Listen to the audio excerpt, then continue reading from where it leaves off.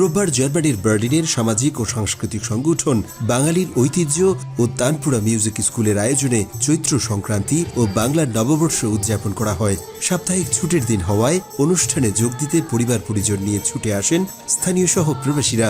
জার্মানির বার্লিন থেকে সবাইকে নববর্ষের শুভেচ্ছা। মুছে যাক গ্লানি, ঘুচে যাক জড়া, সবার জীবনে এবারের নববর্ষ বয়ে আনুক অনেক অনেক আনন্দ আর শান্তি। সবাইকে শুভ নববর্ষ। বর্ষবরণের অনুষ্ঠানে প্রধান অতিথি হিসেবে ছিলেন বাংলাদেশে নিযুক্ত সাবেক জার্মান রাষ্ট্রদূত ডক্টর থমাস প্রিন্স। সঙ্গে ছিলেন তার স্ত্রী, যিনি বাংলাদেশেরই মেয়ে। শিশু ও প্রবাসী শিল্পীদের অনবদ্য সাংস্কৃতিক পরিবেশনায় উচ্ছ্বাস প্রকাশ করেন তারা।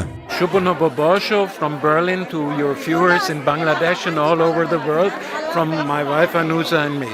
দেশটিতে জন্ম নেয়া ও বেড়ে ওঠা নতুন প্রজন্মের কাছে দেশের শেকড়কে নতুন করে পরিচয় করানোর পাশাপাশি দেশজ সংস্কৃতি লালন ও বিকাশে ভূমিকা রাখতে পেরে খুশি আয়োজকরা।